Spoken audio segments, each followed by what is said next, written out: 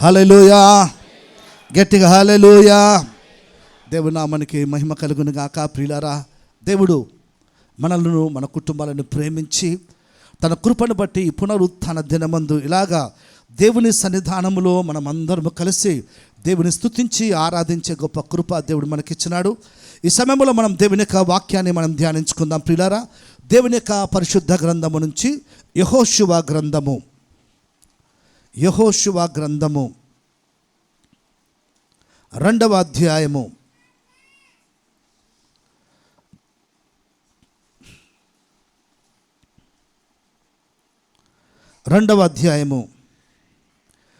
8 నుంచి కొన్ని వచనాలు నేను చదువుతాను. అందరూ కూడా మనం జాగ్రత్తగా విందాం. ప్రియులారా, యెహోషువ గ్రంథము 2వ అధ్యాయము 8 నుంచి కొన్ని వచనాలు నేను చదువుతున్నాను. అందరం కూడా జాగ్రత్తగా విందాం. ఆ వేగుల వారు పండుకొనక మునుపు ఆమె వారున్న మిద్దె మీదికి ఎక్కి వారితో ఇట్లనెను, యెహోవా ఈ దేశమును మీకిచ్చుచున్నాడనియు మీ వలన మాకు భయము పుట్టుననియు మీ భయము వలన ఈ దేశ నివాసులందరికీ ధైర్యము చెడుననియు నేను ఎరుగుదును. మీరు ఐగుప్తు దేశములో నుండి వచ్చినప్పుడు మీ ఎదుట యెహోవా ఎర్ర సముద్రపు నీరును ఎలాగూ ఆరిపోచేసెనో, యొర్దాను తీరమునున్న అమోరీయుల ఇద్దరు రాజులైన సీహోనుకును ఓగుకును మీరు చేసితిరో, అనగా మీరు వారిని ఎలాగూ నిర్మూలము చేసితిరో ఆ సంగతి మేము వింటిమి. మేము వినినప్పుడు మా గుండెలు కరిగిపోయెను. మీ దేవుడైన యెహోవా పైన ఆకాశమందున్నను క్రింద భూమి అందును దేవుడే. మీ ఎదుట ఎట్టి మనుషులకైనను ధైర్యమే మాత్రము ఉండదు. చిన్న ప్రార్థన చేసుకుందాం. పరిశుద్ధుడైన తండ్రి, నీకు వందనాలు చెల్లిస్తుంటున్నాం. ఈ సమయమందు దేవా, మీ వాక్యాన్ని మేము చదువుకున్నాం నాయన. ఈ చదవన వాక్య భాగం ద్వారా మీరు మా అందరితో కూడా మీరు మాట్లాడమని, వాక్య పరిచయం చేస్తున్న నన్ను నీ పక్షాన్ని నిలబెట్టుకోమని యేసుక్రీస్తు నామములో ప్రార్థించి వేడుకొనుచున్నాము తండ్రి. ఆమేన్, ఆమేన్, హల్లెలూయా. మనం చదువుకున్న ఈ వాక్య భాగంలోని విషయాలను మనం ఒకసారి ఆలోచన చేస్తే, ఈ మాటలు చెప్తున్నది ఎవరు? ఈ మాటలు చెప్తున్నది ఎవరు? రాహాబు. ఈ మాటలు ఎవరు చెప్తున్నారంటే ఒక వేశ్య. ఎవరు చెప్పండి? ఒక వేశ్య, రాహాబు అనే వేశ్య. ఈమె దేని గురించి చెప్తా ఉందంటే దేవుని గురించి చెప్తా ఉంది. వాస్తవంగా అక్కడికి వేగులు చూసే ఎందుకు వెళ్ళిన వారికి తెలియని విషయాలను ఆమె తెలియజేస్తూ ఉంది. హల్లెలూయా. అక్కడికి వేగులకు చూసేందుకు యెహోషువ మోషే చనిపోయిన తర్వాత యెహోషువ నాయకత్వం వహించి యెహోషువ నాయకత్వంలో యెరికోను స్వాధీనపరుచుకునేందుకు ఆయన బయలుదేరుతున్నప్పుడు మొదటగా 2 వ్యక్తులను వేగుల వారిని పంపించినాడు. కన్నడలో ఏమంటారు దాన్ని? గూఢచారులు. గూఢచారి సినిమా వచ్చింది, గూఢచారి అనే సినిమా. వేగుల వారు, తెలుగులో వేగుల వారు, తెలుగులో కూడా గూఢచారే. గూఢచారి, కన్నడలో గూఢచారి ఏమంటారు? చారా, గూఢచార. గూఢచార కన్నడ, గూఢచారులు. రైట్. వేగుల వారిని పంపించి ఆయన ఏమన్నాడంటే, మీరు వెళ్ళి మనము స్వాధీనపరుచుకోపోవచ్చున్న యెరికో పట్టణానికి వెళ్ళి యెరికో పట్టణాన్ని ఒకసారి మీరంతా వేగులు చూసి రండి అని పంపించినాడు. పంపిస్తే ఈ ఇద్దరు కూడా యెరికో పట్టణానికి బయలుదేరినారు. 2 వ్యక్తులు. ఈ యెరికో పట్టణానికి బయలుదేరి వెళ్ళినప్పుడు అక్కడ జరిగిన ఒక సంఘటనను మనం ఆలోచన చేస్తే, వీరిద్దరు కూడా ఎక్కడికి పోయినారంటే ఒక వేశ్య గృహానికి వెళ్ళినారు. ఆమె పేరు ఏం పేరు చెప్పండి? రాహాబు.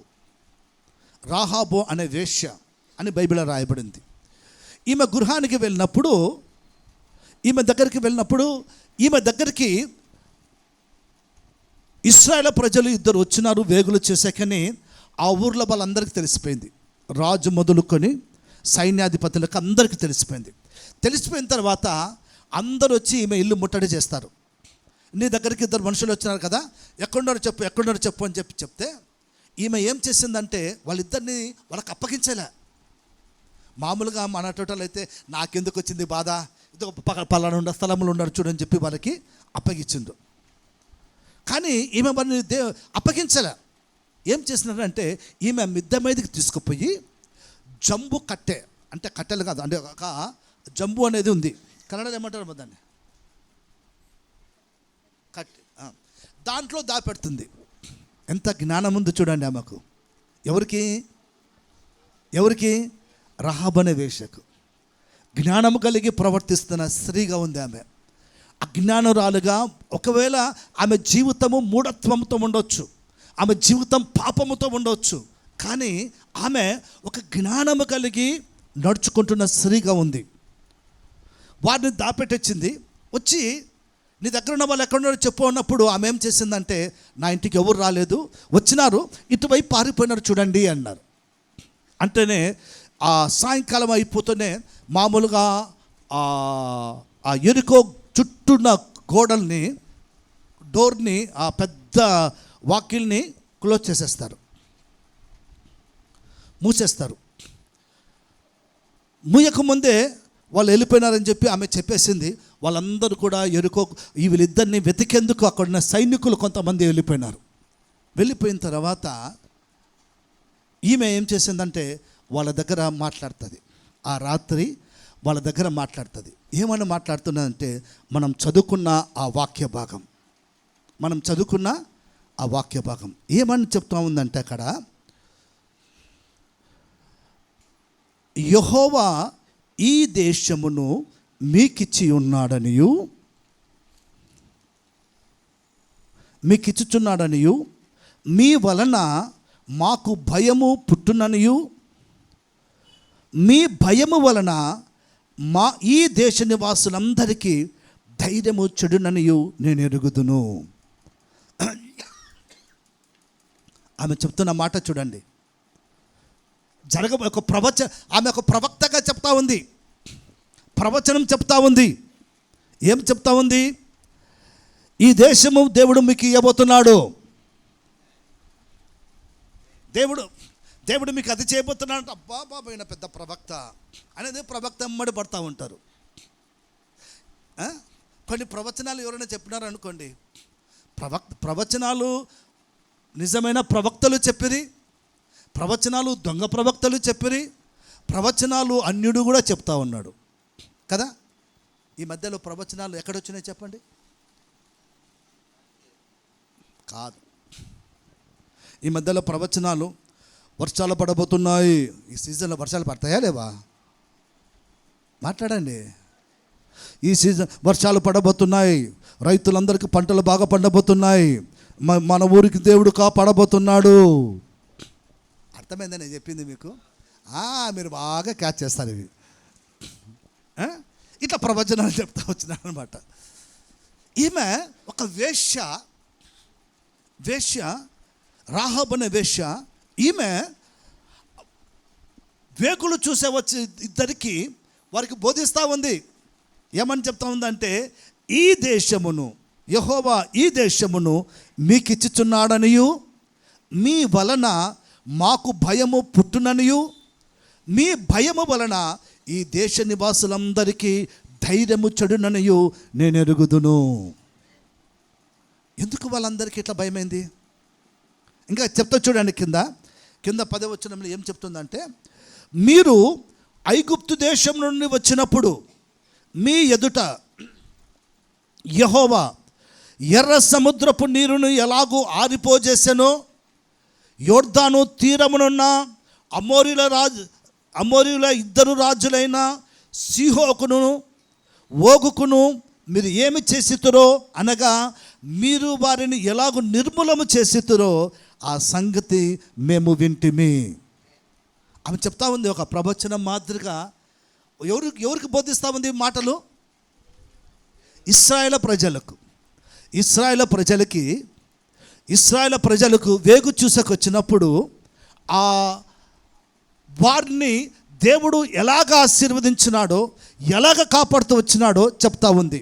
వాస్తవంగా నేను అనుకుంటాను, ఈ ఇద్దరికి వేగులు చూసేకి వచ్చిన వారి ఇద్దరికి ఎర్ర సముద్రమును వాళ్ళు దాటి వచ్చినారో లేదు నాకైతే తెలియదు.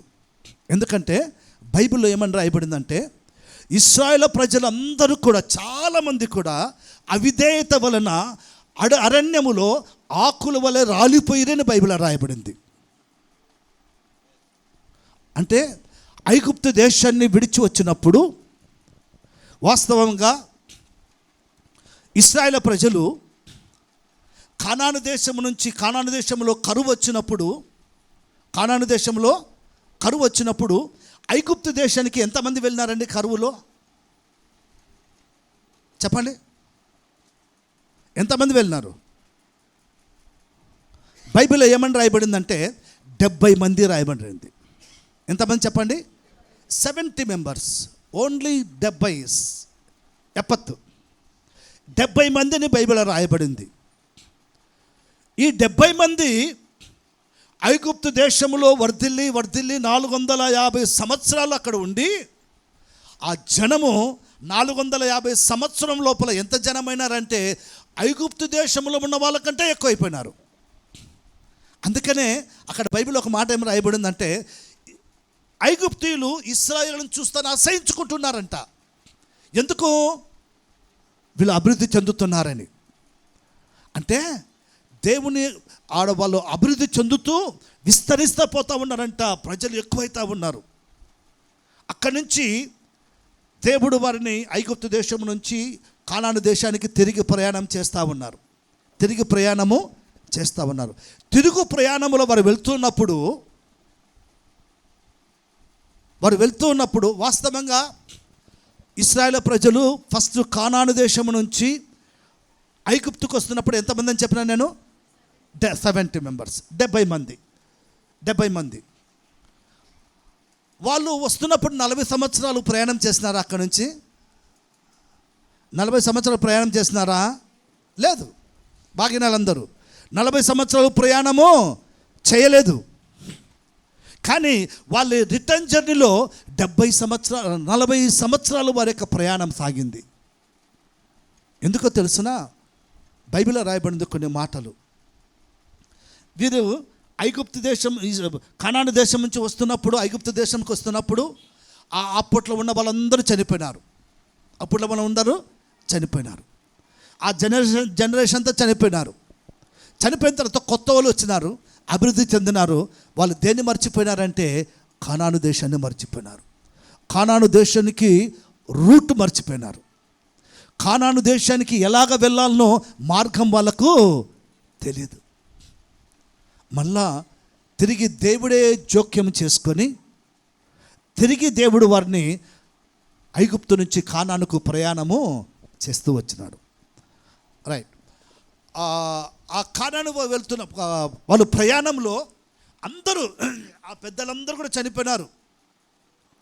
ఐగుప్తు నుంచి ప్రయాణమైన వాళ్ళందరూ కూడా చనిపోయినారు. ఎలాగ చనిపోయినారు చెప్పండి? వాళ్ళందరూ కూడా దేని కొరకు చనిపోయినారు?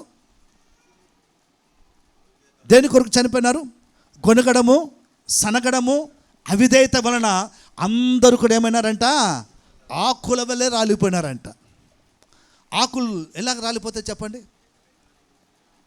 ఆకులు తెలుసు కదా, ఆకులు ఎట్లా రాలిపోతాయి?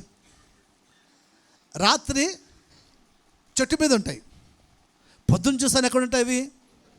కింద. అన్నీ రాలంటాయి. పొద్దున్న పాపం లేసి ఆడవాళ్ళందరూ ఊడ్చుకుంటూ ఉంటారు. అదొక సీజన్లో. బైబిల్లో చూడండి, ఇశ్రాయేలు ప్రజలు ఎలాగ వాళ్ళు చనిపోయినారంటే ఆకుల వల్లే రాలిపోయినారు అని బైబిల్లో రాయబడింది.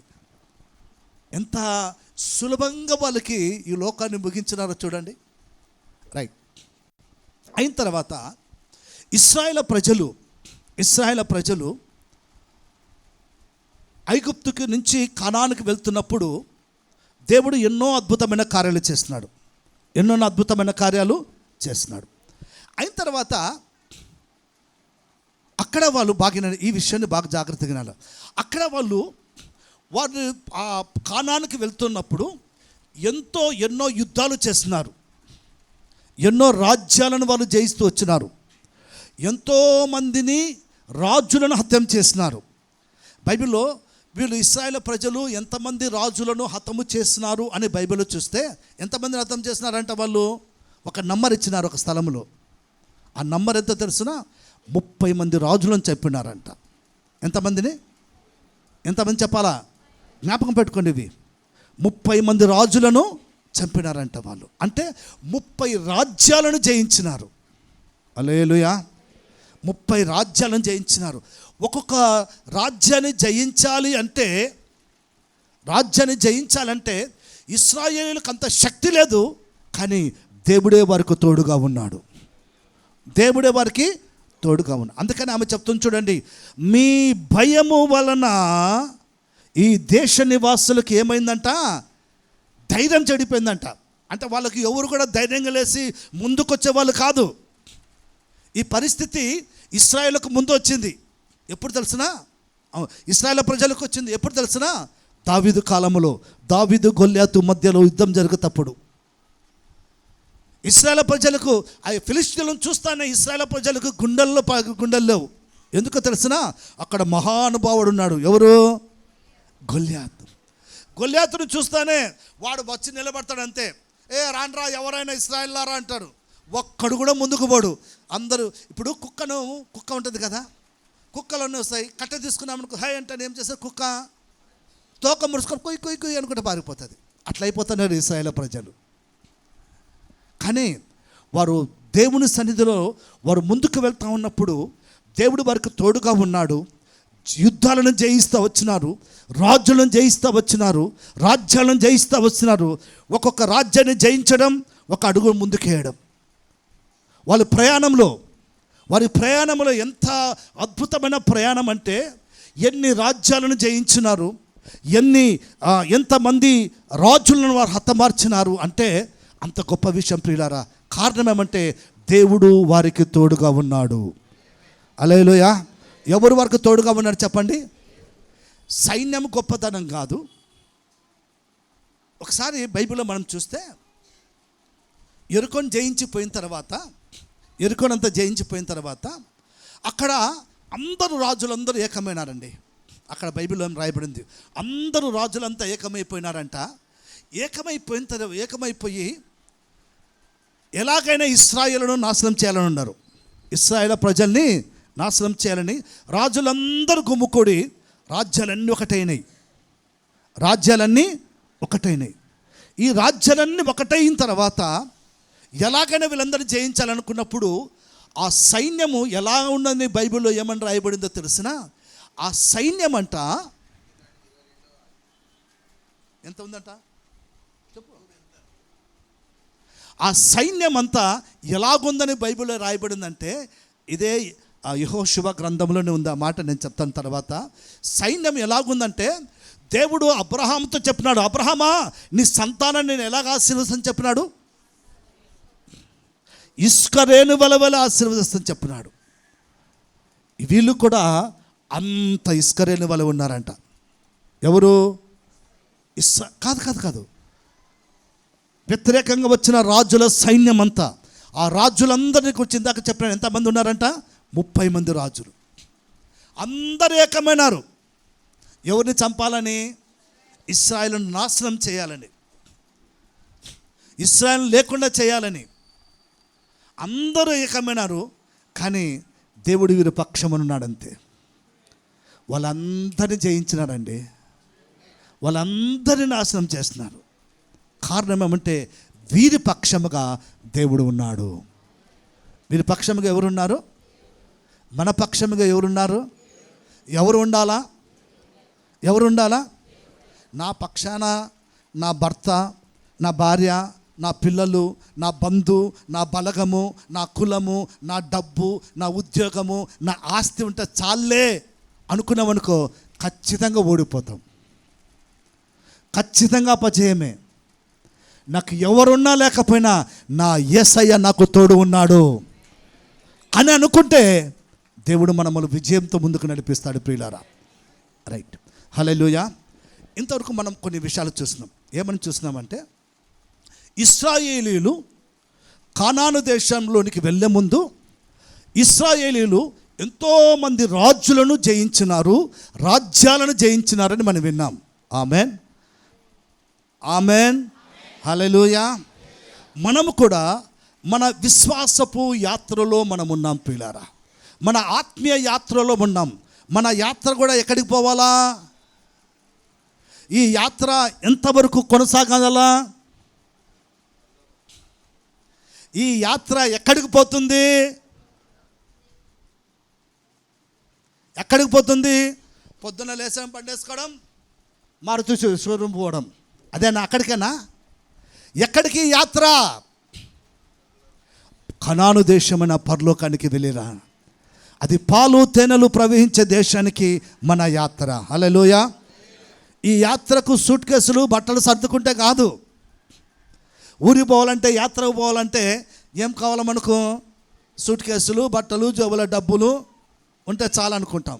కానీ ఈ విశ్వాసపు యాత్రలో మనం ముందుకు నడిపించబడాలి అంటే, ఇశ్రాయేలులు ఎలాగైతే రాజులను, రాజ్యాలను జయిస్తూ వచ్చినారో, మన విశ్వాసపు యాత్రలో కూడా మనం ఒక్కొక్క దినం మనం అడుగు వేస్తూనే కొద్దీ మన ముందర కూడా కొన్ని శోధనలు ఉన్నాయి ప్రియులారా. శోధనలు వస్తూ ఉన్నాయి, సమస్యలు ఉన్నాయి, ఇబ్బందులు ఉన్నాయి. అనుదినము వీటిని మనం జయిస్తూ ముందుకు పోవాలి. హల్లెలూయా. ఎలాగైతే వారు రాజ్యాలను జయించేందుకు దేవుడు వారి పక్షము నిలబడినాడో, మన పక్షము కూడా, అందరి నాలు జాగ్రత్తగా, మన పక్షము కూడా పరిశుద్ధాత్మ దేవుడు మనకు తోడుగా ఉంటేనే అనుదినము మన విశ్వాసములు మనం ముందుకు నడిపించగలుగుతాం ప్రియులారా. లేకపోతే రోజు అపజయమే, రోజు అపజయమే ఉంటుంది. ఒకసారి ఇశ్రాయేలు ప్రజలు యుద్ధానికి పోతున్నారు. యుద్ధానికి పోతున్నప్పుడు వారు యుద్ధంలో యెహోషువ నాయకత్వంలో, మోషే నాయకత్వంలో కాదు, యెహోషువ నాయకత్వంలో యుద్ధానికి బయలుదేరినారు. పోతూ ఉన్నప్పుడు అక్కడ వారికి అపజయం ఎదురైంది. ఈ అపజయము ఎదురైన తర్వాత ఓడిపోయినారు ఇశ్రాయేలు. అంతమందుకు వాళ్ళకి ఓటేమైనదే లేదు, ఓడిపోయినారు. ఎందుకు ఓడిపోయినారు, కారణమేమి అని దేవుని దగ్గర యెహోషువ అడుగుతున్నాడు. అప్పుడు దేవుడు ఏమన్నాడంటే, మీ మధ్య పాపం ఉంది. ఏముందంట? మీ మధ్య. అంటే అంతకుముందు ఇశ్రాయేలు ప్రజలు ఏ పాపం చేయలేదా? చేసినారా లేదా? ఇశ్రాయేలు పాపం చేసినారు. వాళ్ళు పరిశుద్ధులు, వాళ్ళు మంచోళ్ళు, వాళ్ళు మంచి గుణవంతులని కాదు నేను చెప్పేది. దేవుడు చెప్పిన మాట దాన్ని మీరి ఇశ్రాయేలు ప్రజలకు దేవుడు చెప్పినాడు, యెరికో పట్టణాన్ని జయించండి, అక్కడున్న వాటిలో మీరు ఏది కూడా తీసుకోకూడదు, అది శపితమైనది అని చెప్పినాడు దేవుడు. శపితమైన దాని తర్వాత, అది శపించబడినది అని చెప్పిన తర్వాత అది మన దగ్గర ఉండవచ్చునా? ఉండకూడదు. ఇశ్రాయేలు ప్రజలు, వారిలో ఒకడున్నాడు, వాని పేరేం పేరంటే ఆకాను. వాని పేరేం పేరు? ఆకాను కొంచెం దేవుడు చెప్పినాడు కదా, దాంట్లో మీరు ఏది కూడా ముట్టకూడదు, దాంట్లో ఉండే బంగారు, వెండి, ఇత్తడి, ఇనుము ఇవన్నీ ఎక్కడికి రావాలంటే దేవుని సన్నిధికి రావాలా, మీ దగ్గర ఏది కూడా ఉండకూడదు అన్నప్పుడు ఆకాను దురాశతో ఒక పాపం చేసినాడు, ఒక తప్పు చేసినాడు. తప్పు చేసిన తర్వాత ఆకాను ఏం చేసినాడంటే, దాని కొంత బంగారు, కొంత మంచి తీసుకొని వచ్చి తన గుడారంలో దాపెట్టుకున్నాడు. దాపెట్టుకున్న తర్వాత ఎందుకు ఇలాగొచ్చిందని యెహోషువ అందరి మీద చీట్లు వేసినాడు.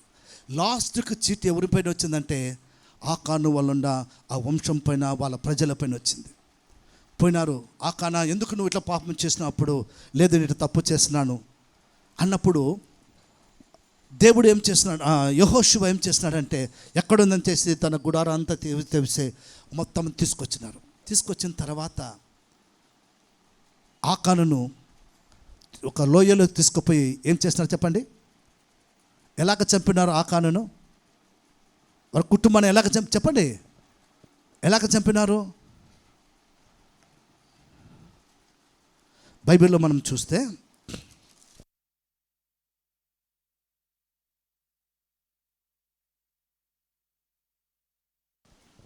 అక్కడ యెహోషువ గ్రంథము 7వ అధ్యాయము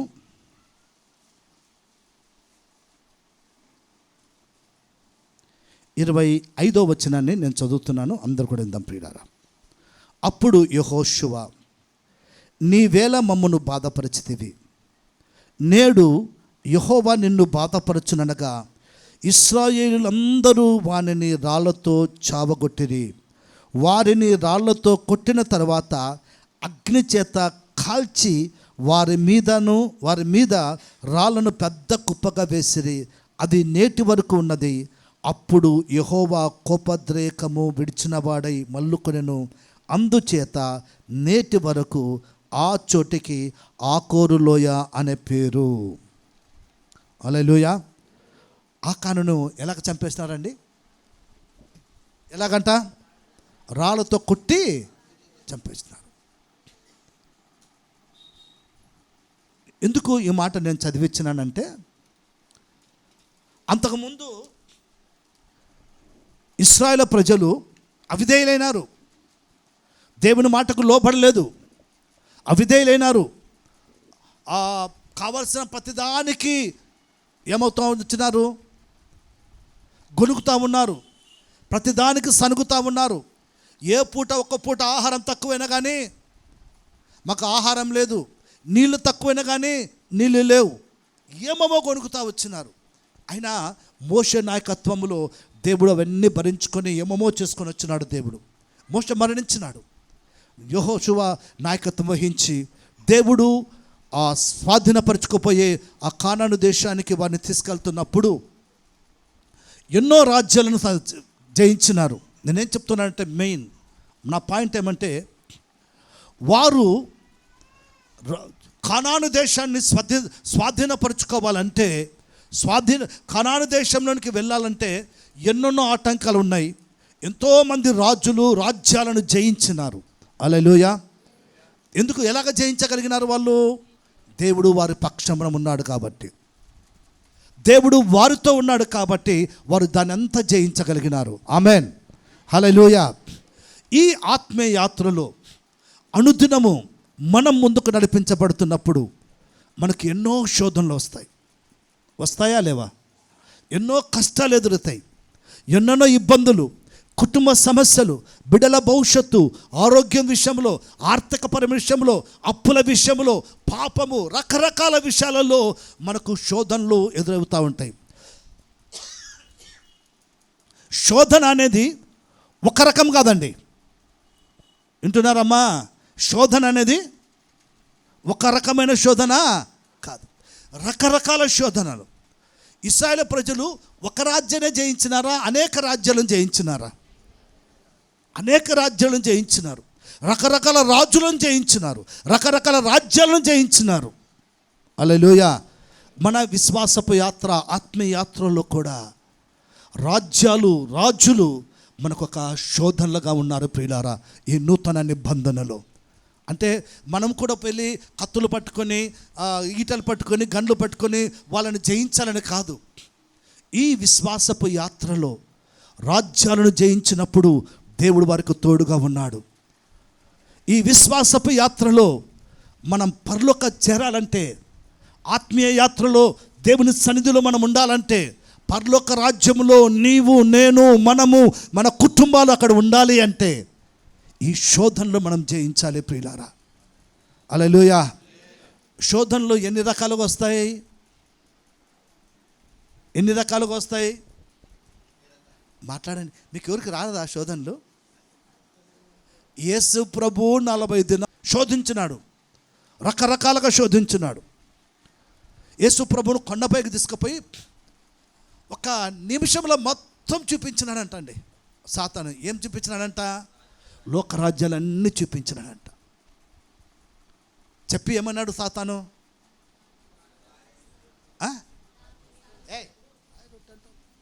ఏమన్నాడు? నువ్వు నాకు మొక్కు, నువ్వు నాకు మొక్కు. ఏం చేస్తాడంట? సులభం, ఈజీ మెథడ్ కదా. మొక్కుతానే ఏమవుతుంది?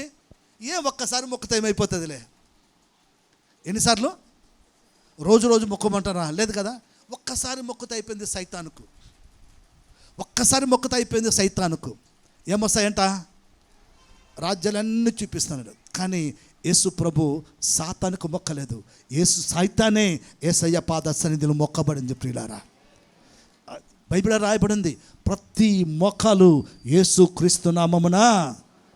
అది ఏ సైతానన్నా కానీ, అది ఏ పాపమన్నా కానీ, అది ఏ వ్యాధనన్నా కానీ, అలా ఎలాంటి పరిస్థితి అన్నా కానీ ఎక్కడ వచ్చి మొంగాల? యేసయ్య పాదాల దగ్గర. సైతాన్ అనుకున్నాడు అక్కడే తుంచేస్తామనుకున్నాడు. స్టార్టింగ్లోనే ఈ చెట్టు పెరగక ముందే ఈ చెట్టును అక్కడే నరికేయాలనుకున్నాడు. కానీ సాతాను చేత కాలేదు. అది మహావృక్షం అవుతుందని దానికి సాతానుకు తెలియలేకుండా పోయింది. అది ప్రపంచమంతా విస్తరించిపోతుందని చెప్పి సాతాను గుర్తెరగలేకపోయినాడు. హల్లెలూయా, హల్లెలూయా. నేనేం చెప్తున్నానంటే, శోధనలు వస్తాయండి. వస్తాయా రావా? ఎన్ని రకాల శోధనలు వస్తాయి? అనేక రకాల శోధనలు. నువ్వు ఒక అడుగు వేస్తాను ఒక శోధన, ఇంకొక అడుగు వేస్తాను ఇంకొక శోధన. ఒక కష్టం, ఇంకొక కష్టం. అబ్బా 21 days ఫాస్టింగ్ ప్రేయర్ చేసినా కానీ ఇంకా ఇవేనా సమస్యలేనా? ఇంకా పోలేదా? ఈ కష్టాలు తీరిపోలేదా? 21 days ఫాస్టింగ్ ప్రేయర్లో నాకు అనారోగ్యం కోసం బాగా ప్రార్థన చేసినాను కదా, ఇంకా పోలేదా? ఇంకా పోకపోతే ఎలాగా? శోధన. వారు కనాను దేశాన్ని చేరేందుకు ఒక్కటి కాదండి, 2 రాజ్యాలు కాదండి, ఒక రాజును కాదండి, 2 రాజులను కాదండి, రకరకాల రాజ్యాలను వారు జయిస్తూ పోయినారు. ఒక ప్రత్యేకత ఏమంటే, యెరికో పట్టణాన్ని జయించిన విధానమే ఒక ప్రత్యేకత వాళ్ళకు. యెరికోను దేవుడు చెప్పినాడు, యెరికో పట్టణాన్ని మీరు ఇలాగ జయించాలన్నాడు. ఎలాగ జయించాలంటే, యెరికో పట్టణాన్ని జయించేందుకు ఎలాగ జయించాలంటే, యెరికో పట్టణాన్ని జయించాలంటే ఏం చేయాలని అడిగినాడు. అందరూ వెళ్ళాలా, 6 రోజులు రోజు ఒక రౌండ్ వేసుకొని రావాలా. దేని చుట్టూ? ఏ గోడ చుట్టూ. 7వ రోజు ఏం చేయాలంట? 7 రౌండ్లు తిరిగే ఒక్కసారి అందరూ ఏం చేయాలంట? ఏం చేయాలంటమ్మా? మీలాగా నాలాగా మనలాగా నోరు మూసుకుంటే ఏం జరగదు కాదు. అక్కడ చర్చిలో నోర్లు మూసుకుంటే బజార్లో నోరు తెరవాల్సిన పని వస్తుంది. నువ్వు అదే చర్చిలో నోరు తెరిస్తే బజార్లో ఇంట్లో నోరు తెరవవు. ఎందుకు తెలిసినా? నీ విశ్వాసం నిన్ను కాపాడుతూ వస్తుంది. మనం ఏం తెలిసినా చర్చిలో పరిశుద్ధులుగా బ్రదర్ ఎంత స్టైల్గా ఉంటాం మనం చర్చిలో. బజార్లోకి పోతే ప్రతాపం చూపిస్తారు కొంతమంది. బజార్లో నిలబడి ప్రతాపం చూపిస్తారు, ఇంట్లో నిలబడి ఎదురు తిరుగుతూ ఉంటారు. కానీ అక్కడ కాదండి, ఇక్కడ నిలబడి దేవుని సన్నిధానంలో మనం ఎంత గట్టిగా దేవుని స్తుతిస్తే ఉన్న ప్రతి ప్రాకారాలన్నీ కూలిపోతాయి అంతే. అది చేయడం లేదు మనము, అది చేయడం లేదు. ఇశ్రాయేలు ప్రజలకు దేవుడు చెప్పినాడు. ఏమని చెప్పినాడంటే, ఫస్ట్ మీరు వెళ్ళండి 6 రోజులు ఒక రౌండ్ కొట్టిరండి. దేవుని ప్రార్థన చేసుకుంటా ఒక రౌండు. కోట గోడ మనకెందుకో, మనకు బల్లార్లో దేవుడు మనం అర్థం చేసుకునేటట్టుగా మన కోట ఇచ్చినాడు కదా. కోట చుట్టూ ఏముంది? కోటలోకి పోవాలంటే ఏం మార్గం ఉంది తెలుసా? కోటలో ఏది మీద 2 వాకిలు ఉన్నాయి. ఇటువైపు నుంచి ఒక డోర్ ఉంది, అటువైపు నుంచి ఒక డోర్ ఉంది, 2 ద్వారాలు ఉన్నాయి. అప్పట్లో నేను కూడా చూడలేదండి. అప్పట్లో ఆ కోట్లోకి ఇప్పుడు అందరూ ఉండాలి, నివాసం చేస్తూ ఉన్నారు ప్రజలందరూ. అప్పట్లో కేవలం దాంట్లోకి వెళ్ళాలంటే అందరూ వెళ్ళే అవకాశము లేదు. అలాంటి కోట ఎందుకు తెలిసిన, 6 రోజులు తిరగమని చెప్పినాడు. ఈమె చెప్పింది చూడు, ఎవరు? రాహాబు అనే వేశ్య చెప్పింది చూడు, మీ భయము చేత మా దేశము నివాసులకు ఏం చెడిపోయిందంట? ధైర్యం చెడిపోయిందంట. కాబట్టి వాళ్ళందరూ ఏం చేస్తున్నారంటే గోటలన్నీ క్లోజ్ చేసేస్తున్నారు. లోపల వాళ్ళు బయటికి వెళ్ళకూడదు, బయట వాళ్ళు లోపల రాకూడదని క్లోజ్ చేసేస్తున్నారు. ఇంకా శత్రు సమూహము కానీ లేకపోతే ఎంత గొప్ప వాళ్ళు కానీ లోపలికి వెళ్ళే అవకాశము అంత బందోబస్తుగా చేసేస్తున్నారు. ఇంకా యెరికోను జయించాలంటే మానవ హస్తముతో, మానవుడు ఆలోచనతో, మానవ శక్తితో జరిగే పని కానే కాదు. అంత బందోబస్తు ఉంది. ఏది? యెరికో గోడలు, యెరికో కోట, యెరికో ద్వారాలు. మానవ శక్తి, మానవ ఆలోచన, మానవుని యొక్క జ్ఞానము, నైపుణ్యత ఏది పనికిరాదు. ఇంకా ఒకే ఒక మార్గం, అది యేసయ్య మార్గం, దేవుని మార్గం. ఆమేన్, హల్లెలూయా అని చెప్పినాడు. మీరు వెళ్ళండి. వారు వెళ్తున్నప్పుడు ఎట్లా వెళ్ళినారో తెలుసునా? యెరికో పట్టణాన్ని స్వాధీనపరుచుకునేందుకు వెళ్తున్నప్పుడు ఎలాగ వెళ్ళినారంటే, కొంచెం టైం అయినా కానీ ముందు చెప్పేస్తాను. ఎలాగ వెళ్ళినారంటే వాళ్ళతో మందసం మోస్తూ పోయినారండి. వాళ్ళతో ఏముంది చెప్పండి? వాళ్ళతో ఏముంది? దేవుని మందసం ఉంది. దేవుని మందసం తీసుకొని వారు బయలుదేరినారు. బయలుదేరితే వారి ముందర ఏముందంటే యోర్దాను నది ఉంది. వారి ముందర ఏముంది చెప్పండి? యోర్దాను నది ఉంది. యోర్దాను నదిలో ఫస్ట్ ఎవరు ముందున్నారంటే యాజకులు, అది మోసుకుంటూ ముందున్నారు. వాళ్ళు మందసాన్ని మోసే వాళ్ళు ఎప్పుడైతే యోర్దాను నదిలో అడుగు పెట్టినారో యోర్దాను 2గా చీలిపోయింది. యోర్దాను 2గా చీలిపోయింది. 2గా చీలిపోయింది. 6 నెలల వాళ్ళు నడిచినారు. ఈ విషయం కూడా ఇశ్రాయేలు ప్రజలు ఇలాగ దేవుడు వారిని కాపాడాడని రాహాబుకు చెప్తా ఉంది. ఎర్ర సముద్రమును 2 పాయలు చేసింది రాహాబుకు తెలుసు. వీళ్ళకి తెలియదు. ఇంకా దేవుడు చేసిన అద్భుతాల గురించి రాహాబు చెప్తా ఉంది. తర్వాత యోర్దానుని 2 పాయలుగా చేసి ఇశ్రాయేలు ప్రజలందరూ కూడా వస్తున్నారని చెప్పి వారందరికీ భయం పుట్టుకొని పోయింది. పుట్టిన తర్వాత రాహాబు ఒక మాట అడుగుతుంది. ఏమని అడుగుతుందంటే, అయ్యా మీరు మా పట్టణాన్ని స్వాధీనం చేసుకోపోతున్నారు, వస్తున్నప్పుడు ఒక్కసారి మమ్మల్ని జ్ఞాపకం చేసుకో, గుర్తుపెట్టుకోండి అంటుంది. సరే, మీరు మమ్మల్ని ఏ కిటి ద్వారా దింపినావో దానికి ఒకటి ఎర్రని దారము కట్టు అంటారు. కట్టినారు, దిగినారు, వచ్చేసినారు. ఆ యెరికో గోడను, యెరికో పట్టణాన్ని స్వాధీనం చేసుకోపోయే ముందు వారు తిరిగినారు. ఒక రోజు ఒక రౌండ్ వేసుకున్నారు, 2వ రోజు ఒక రౌండ్, అట్లా 6 రోజులు అయిపోయింది. దేవుడు చెప్పినాడు, ఏం చెప్పినాడంటే 7వ రోజున ఏం చేయాలని చెప్పినాడండి? 7వ రోజున ఎలాగ ఉండాలంట? 7వ రోజున ఏం చేయాలంట? గట్టిగా శబ్దం చేయాలంట, బూరలు ఊదాలంట. హల్లెలూయా. వాళ్ళ చేతులలో, ఎవరి చేతుల్లో కూడా ఆయుధాలు లేవు. వారి చేతిలో ఉన్నది ఒక్కటే, స్తుతి, ఆరాధన. హల్లెలూయా. దీన్ని పట్టుకున్నారండి. గట్టిగా కేకలు వేస్తున్నారు. ఏమని కేకలు వేస్తున్నారు? బీజేపీకి జై, కాంగ్రెస్కి జై అనే? బేకే బేకు న్యాయ బేకనే? ఏం గట్టిగా కేకలు వేస్తున్నారు? దేవుని స్తుతిస్తూ ఉన్నారు, యెహోవా దేవుణ్ణి ఆరాధిస్తూ ఉన్నారు. ఆయన చేసిన గొప్ప కార్యాలను బట్టి దేవుని స్తుతిస్తూ ఉన్నారు, అంతే. ఆమేన్. దేవుడు వారిని ఏమైతే స్వాధీనం చేసుకోబోతున్నారో దాన్ని బట్టి గట్టిగా కేకలు వేస్తూ ఉన్నారు. ప్రియులారా, కేకలు వేస్తూ ఉంటే ఏమైంది? ఏమైంది? ఎరుకో గోడలు ఒక్కొక్కటి కూలిపోవడం ప్రారంభమైంది ప్రియులారా. హల్లెలూయా. లోపల ఉన్నవారు అనుకుంటా ఉన్నారు మేము సేఫ్గా ఉన్నామనుకున్నారు. రాజు అనుకుంటా ఉన్నారు మా మధ్యకు ఏ శత్రువు రాడు అనుకున్నాడు. అక్కడ ఉన్న ప్రజలు అనుకున్నారు మేము సేఫ్గా ఉన్నామనుకున్నారు. కానీ బయట నుంచి ఇశ్రాయేలు ప్రజలు కేకలు వేస్తూ ఉంటే ఆ కేకల ద్వారా ఒకవైపు నుంచి ఈ ఒక్కొక్క గోడ కూలిపోవడం ప్రారంభించబడింది. రాయి నుంచి రాయి విడిపోతూ ఉంది.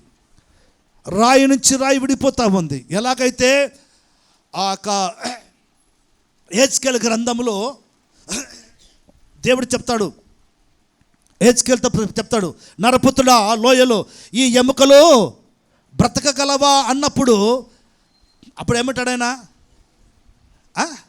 బ్రతుకుతాయి ప్రభువా, నీకే తెలుసు ప్రభు అన్నాడు. అప్పుడు ఎలాగైతే ఒక్కొక్క ఎముక జాయింట్ చేసుకుంటా ఉందో, హల్లెలూయా, అక్కడ ఎరుకో గోడలో ఒక్కొక్క జాయింట్ ఊడిపోతూ ఉంది. ఇక్కడ జాయింట్లు అవుతూ ఉన్నాయి, అక్కడ జాయింట్లు ఊడుతూ ఉన్నాయి. రాయికి మధ్యలో ఉన్న జాయింట్లు విడిపోతూ ఉన్నాయి. ఒక్కొక్క గోడ కూలిపోవడం ప్రారంభమైంది. కూలే కొద్దీ అవి వీళ్ళు శబ్దం చేసే కొద్దీ అవన్నీ కూలిపోవడం ప్రారంభమైంది ప్రియులారా. హల్లెలూయా. వీళ్ళ శబ్దానికి లోపల ఉన్న ఎరుకో పట్టణంలో ఉన్న వారికి కూడా ధైర్యం చెడిపోయింది. అక్కడ అందరూ భయపడతా ఉన్నారు. ఒక ఆమె మాత్రం గట్టిగా ధైర్యంగా ఉంటుంది. ఎవరు? రాహోబు విషయం నాకు తెలుసు జరుగుతుంది ఇదని. ఆమె అనుకుంటా ఉంటుంది నాకు తెలుసు మా ప్రజలు నాశనమైపోతారని. ఎందుకంటే ఈ పట్టణాన్ని ముట్టడించేకి రాబోతున్నారు. వీళ్ళు ఎంత బందోబస్తు చేసినా, ఎంత గట్టి భద్రం చేసినా, ఎంతది చేసినా ఏమైపోతుందంట? కూలిపోవడం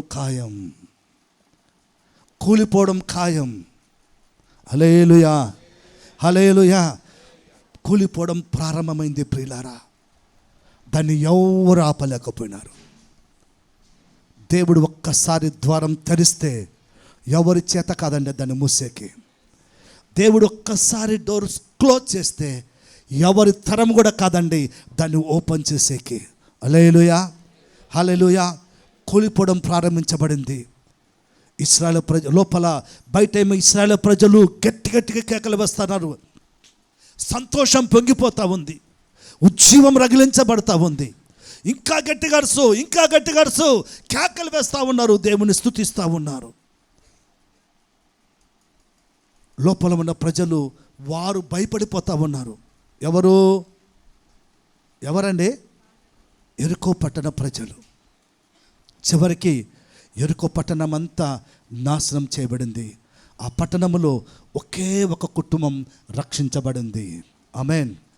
హల్లెలూయా. నేనేం చెప్తున్నానంటే ప్రియులారా, జ్ఞాపకం పెట్టుకుందాం.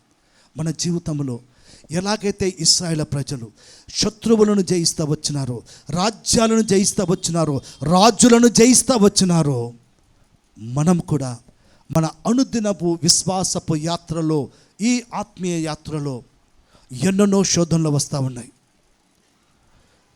ఒక్క విషయాన్ని జ్ఞాపకం పెట్టుకోవాలా. ఏమని జ్ఞాపకం పెట్టుకోవాలంటే, దేవుడు నాకు తోడై ఉన్నాడు.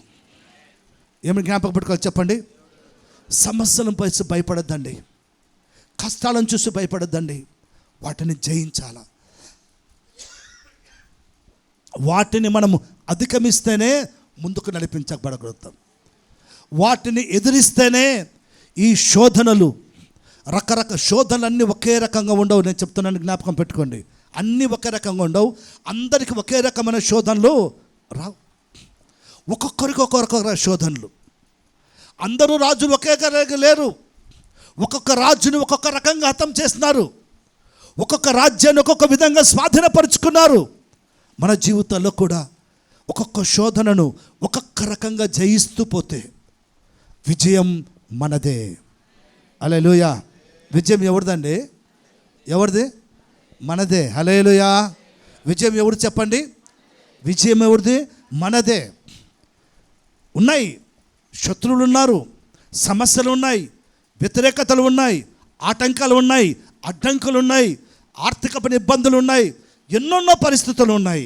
వీటి మధ్యలో మనకు తోడుగా ఎవరున్నారంటే మన యేసయ్య ఉన్నాడు. హల్లెలూయా, హల్లెలూయా. మనకు ఇశ్రాయేలు ప్రజలకు ఎవరు తోడుగా ఉన్నారు? దేవుడు తోడుగా ఉన్నాడు. కాబట్టి దేవుడు వాడిని ముందుకు నడిపిస్తూ వచ్చినాడు. మనకు కూడా మన దేవుడు తోడుగా ఉన్నాడు. మనం నమ్ముకున్న మన ప్రభు, మనకు రక్షణ ఇచ్చిన మన దేవుడు, మన విశ్వాసపు యాత్రలు ముందుకు నడిపించబడుతున్న మన దేవుడు మనకు తోడుగా ఉన్నాడు. ఆమేన్, ఆమేన్, హల్లెలూయా. ఈ విషయంలో మనం ముందుకు నడిపించబడుతూ ఉంటే విజయం ఎవరిదంటే మనదే. మన పరిస్థితులు ఎరుకో గోడను ఎలాగ ఉన్నాయో చెప్పండి, అది బందోబస్తుగా ఉంది, కష్టంగా ఉంది. మానవుడు జయించడం కష్టం, మానవుడి జ్ఞానం పనికిరాదు. కానీ దానికి ఎవరు తోడుగా ఎవరు నిలబడినాడు దాని వారి పక్షముగా? దేవుడే. దేవుడే కార్యం చేయాల. ఆమేన్, హల్లెలూయా. కాబట్టి జ్ఞాపకం చేసుకుందాం ప్రియులారా, ఇశ్రాయేలులకు రాజ్యాలు జయించినారు. కష్టాలు, రాజ్యం జయించడం అంటే కష్టమే. కానీ వాళ్ళు వెళ్ళవలసినది ఎక్కడికి? కానాను దేశానికి. వాళ్ళు వెళ్ళేంత వరకు రాజ్యాలను జయిస్తూనే వెళ్ళినారు. మనం పరలోకానికి వెళ్ళేంత వరకు శోధనలు జయిస్తూనే వెళ్ళాలి ప్రియులారా. హల్లెలూయా. అబ్బా 21 days ఫాస్టింగ్ అయిపోయింది, ఇంకా నాకు ఏ శోధనలు రావు అని కాదు. 21 days ఫాస్టింగ్ ప్రేయర్ అయిపోయింది, ఇంకా అంత జయించినానే కాదు. అది ఉన్నాయి శోధనలు. ఎంతవరకు శోధనలు జయించాలంటే నీవు తుది శ్వాస విడిచేంత వరకు, ఈ లోకాన్ని విడిచేంత వరకు, పరలోకాన్ని చేరేంత వరకు శోధనను జయిస్తూనే ఉండాలి ప్రియులారా. హల్లెలూయా, హల్లెలూయా, హల్లెలూయా. కళ్ళు మూసుకుందాం, ప్రార్థన చేసుకుందాం. సర్వశక్తిమంతుడైన మా తండ్రి, పరిశుద్ధుడా నీకే స్తోత్రం. మీరు మమ్మల్ని ప్రేమించి ఆరాధనలో కొన్ని విషయాలతో మీరు మాటతో మాట్లాడిన మాటలను బట్టి నీకు స్తోత్రం చెల్లించుకుంటున్నాము నాయన. ఇశ్రాయేలు ప్రజలు ఐగుప్తు నుంచి కానానుకు బయలుదేరినప్పుడు వారి ప్రయాణంలో ఎన్నెన్నో విధాలుగా వారికి తోడుగా ఉన్నారు, వారికి సహాయం చేస్తున్నారు. వారు రాజ్యాలను జయించినారు, రాజులను హతమార్చినారు, రాజ్యాలను జయిస్తూ ముందుకు వెళ్ళినారు ప్రభువా. వారి ముందర ఏ రాజు కూడా నిలబడేందుకు అవకాశం లేకుండా పోయింది నాయన. వారి ముందర ఏ రాజ్యము కూడా నిలబడలేకపోయింది ప్రభువా. ఎందుకంటే మీరు వారికి తోడుగా ఉన్నారు కాబట్టి నాయన. మా విశ్వాసపు యాత్రలో కూడా దేవా మేము ముందుకు నడిపించబడుతున్నాం నాయన. నీ రక్తం ధర కడగబడి మా ఆత్మీయ యాత్రను మేము ప్రారంభించి ముందుకు నడిపించబడుతుండగా ప్రభువా, మా ముందర ఎన్నెన్నో పరిస్థితులు ఉన్నాయి నాయన. అనుదినము వాటిని జయించేందుకు నీ పునరుత్థానపు శక్తిని, నీ పరిశుద్ధాత్మ అభిషేకమును, మీ ఆత్మ నడిపింపును మీరు మాకు దయచేదేవా. కఠినమైన పరిస్థితులు ఉంటాయి నాయన, శోధనలు, కఠినమైన శోధనలు ఉండొచ్చు ప్రభువా. వాటన్నిటిని జయించేందుకు నీ మహాశక్తిని మాకు దయచేయండి. ఇశ్రాయేలు ప్రజలు యెరికో పట్టణాన్ని కూల్చాలంటే, కోటలు కూల్చాలంటే అది వారి చేత కాదు, కానీ మానవ శక్తి చేత, మానవుని బలము చేత కాదు నాయన. అది కేవలం నీ కృప ద్వారా, స్తుతి ఆరాధనలు మాత్రమే దాన్ని జయించగలిగినారు తండ్రి. మా జీవితాల్లో కూడా నాయన మా చేత కానివి కేవలం ప్రార్థన ద్వారా, కేవలం స్తుతి ఆరాధనలు మాత్రమే జయించగలిగిన శోధనలు ఎన్నో ఉన్నాయి ప్రభువా. అలాంటి అవకాశములు మిమ్మల్ని బలపరచండి. అలాగ మేము జయించేందుకు నీ శక్తిని మాకు దయచి, మాకు ఓటమి వద్దు ప్రభువా. మేము ఎక్కడ ఓడిపోకూడదు నాయన, ఎక్కడ మా ఆత్మీయ జీవితంలో అపజయం ఉండకూడదు ప్రభువా. శోధనలలో పడిపోకూడదు నాయన. ప్రతి స్థలములో యేసుక్రీస్తు నామములో మాకు జయం అనుగ్రహించండి నాయన. ప్రతి విషయంలో యేసుక్రీస్తు నామములో మేము విజయశీలులుగా ముందుకు నడిపించబడాలి నాయన. అట్టి కృపలు మమ్మల్ని బలపరచమని, మమ్మలను, మా జీవితాలను, మా కుటుంబాలను, మా సంఘమును మీ చేతులకు అప్పగించుకుంటూ యేసుక్రీస్తు నామములో ప్రార్థించి వేడుకొనుచున్నాము తండ్రి. ఆమేన్. పరిశుద్ధుడైన తండ్రి, కృప కలిగిన యేసయ్యానికి వందనాలు చెల్లించుకుంటున్నాం నాయన. ఇంతవరకు ప్రభా సంఘ ఆరాధనలో మీరు మాకు తోడుగా ఉండి ప్రతి విషయంలో మీరు మహిమ పొందినందుకు నీకు స్తోత్రం. నీ వాక్యాన్ని బట్టి నీకు వందనాలు. నీ వాక్యాన్ని వినే కృప, ధ్యానించుకునే గొప్ప ధ్యానత మీరు మాకు ఇచ్చినారు, నీకు స్తోత్రం. వాక్యం విత్తబడింది, అది నూరంతలుగా ఫలింపచేయండి. అలాగే నా ప్రభువా, నీ మహిమగణ పరిచర్య కొరకు సమర్పించబడిన కానుకలను బట్టి నీకు స్తోత్రం. సమర్పించిన బిడ్డలను, వారి కుటుంబాలను కూడా దీవించండి. అలాగే నా తండ్రి, చెప్పబడిన ప్రత్యేక ప్రార్థన విజ్ఞాపన బట్టి నీకు స్తోత్రం. ప్రభు అతను జరగబోతున్న ప్రతి పనిలో కూడా తోడుగా ఉండండి. స్థలం విషయంలో కూడా దేవ సహాయం దయచేయండి. అలాగే నా ప్రభు మా తండ్రి, రాబోయే వారంలో బర్త్డేలు, వివాహాలను జరుపుకునబోతున్న వారి కొరకు నేను ప్రార్థిస్తున్నాం నాయన. మీరే ప్రభువ వారికి తోడుగా ఉండి ఇంకా బిడ్డలు అనేకమైన బర్త్డేలు జరుపుకునే కృప దయచేయండి. వచ్చిన బిడ్డలందరి కొరకు నేను ప్రార్థిస్తున్నాను ఆయన. వచ్చిన ఒక్కొక్కరిని కూడా నీ కృపల జ్ఞాపకం చేసుకొని పేరు పైన దీవించండి. కుటుంబాలన్నిటిని ఆశీర్వదించు దేవానికి స్తోత్రాలు. నా ప్రభు మా తండ్రి స్వామి, తిరిగి మేమందరం మా గృహాలు వెళ్తుండగా నీ సన్నిధి మాకు తోడుగా రానియండి నాయన. ప్రభా జరగబోతున్న 3వ ఆరాధనలు కూడా దేవుని సన్నిధి తోడుగా ఉంచమని ప్రభా ఈ యొక్క యూట్యూబ్ ద్వారానైనా ఎందరైతే ప్రభా ఈ వాక్యాన్ని వింటున్నారో వారిని, వారి కుటుంబాలను కూడా దీవించండి తండ్రి. మమ్మలను, మా కుటుంబాలను, మా సంఘాన్ని మీ పాదశానికి అప్పగించుకుంటూ యేసుక్రీస్తు నామములో ప్రార్థించి వేడుకొనుచున్నాము తండ్రి, ఆమేన్. తండ్రి అయిన దేవుని యొక్క ప్రేమయు, యేసుక్రీస్తు కృప, పరిశుద్ధాత్మిక సహవాసము చేరువచ్చిన మనందరికీ, మన కుటుంబములకును, మన సంఘం అంతటికి, సకల పరిశుద్ధులకును సదాకాలము తోడై ఉండునుగాక. ఆమేన్. Praise the Lord. అందరికీ వందనాలు. God bless you. దేవుడు మిమ్మల్ని, మీ కుటుంబాలను దీవించి ఆశీర్వదించునుగాక.